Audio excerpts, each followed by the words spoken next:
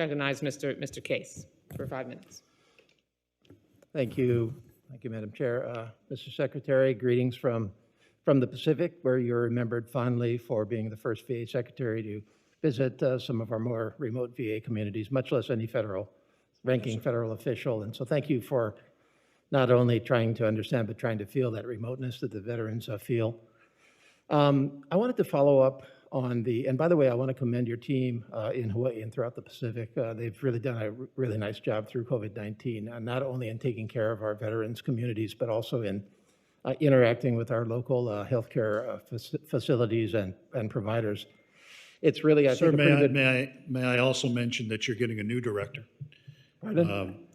Admiral Robinson, former Surgeon General of the Navy, will be coming out in the next few weeks, and he is an outstanding public servant. Oh, excellent. So we appreciate that very much. I think it's a good model of interaction with the civilian community in the Hawaii and the Pacific, where we really have an interreliance. And along those lines, my question goes back to testing and PPE. I think the question that I have, and this comes from my discussions with some of your team out there, of course, Hawaii and the Pacific, from a public health perspective, have done better than much of the rest of the country. That's come at the expense of our economy, by the way, because we shut down tourism to get those low numbers. So we have a tremendous economic issue where we're one of the worst in the country.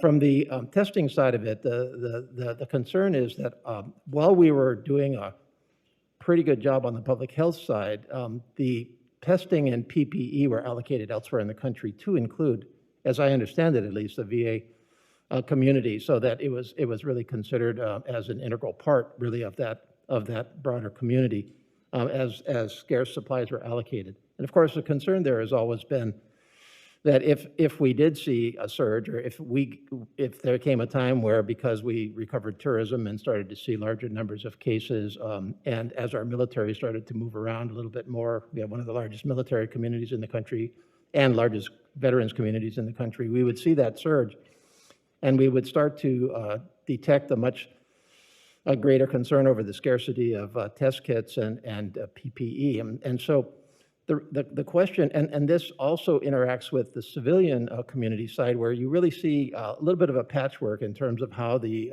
non-veterans healthcare community, which the veterans community utilizes for the delivery of services in Hawaii more than many of our other places in our country, that they have inconsistent rules in terms of the use of testing. Some, for example, require all testing to come into any kind of a procedure. Some take a little bit more of a nuanced approach to that. But the bottom line is that that's using testing and PPE, which then gets into scarce supply throughout the entire system.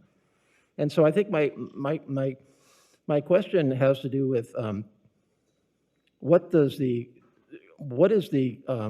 ability of the Veterans Administration to deliver test kits and supplies, or to assure testing and PPE to its facilities in Hawaii and the Pacific, especially if we do see a surge. Do you have an independent source? Do you have a way of assuring that you're doing that in a surge capacity, regardless of kind of what the rest of our community is doing?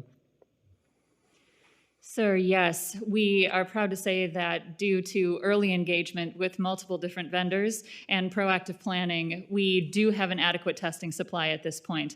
145 of our facilities have rapid testing, and many of those facilities actually have multiple types available of testing, both rapid and typical antigen testing that returns in about 2 days.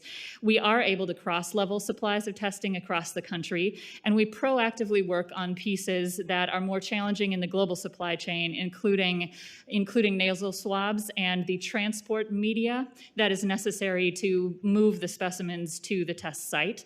We also have a hub and spoke model, as I'm sure you're aware in your area, that helps us more rapidly process those tests and make sure that results are delivered to facilities and clinicians so they can make decisions as soon as possible and keep that care going for patients. Okay, thank you very much. And Mr. Secretary, I'd be remiss if I didn't use this opportunity to again emphasize to you the importance of the Aloha Project in Hawaii, which is our Advanced Leeward Outpatient Healthcare Access VA Multi-Specialty CBOC. That has been a 3-year 2-year, too long project, 3 years and fully funded, ready to go. I've had this discussion with you and with other VA folks, both in hearings and offline. It's still hung up, and it seems to be hung up somewhere above VA in GSA and OMB.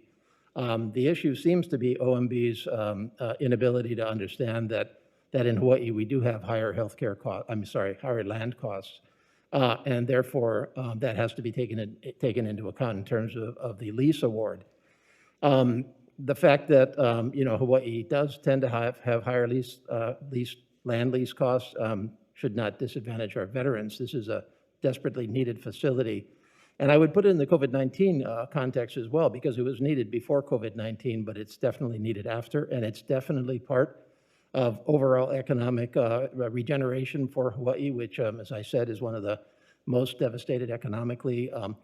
It seems to be that it's on its last few months, but that's what we said last year. So I would really ask for your personal attention to getting this over the finish line, getting that lease awarded so we can cut through whatever's going on between GSA and OMB and VA and make the award and get this project underway. I agree with you, sir. And I've said that in a country like this, particularly with the veterans population that we have, one size doesn't fit all. The solution in Fayetteville, North Carolina does not make any sense on the Big Island. So they've heard me. I will go back to them and see if I can, as you say, push it across the finish line. But I agree with you, and I also agree with you about the needs, the particular needs of the veterans community on the islands. Thank you very much.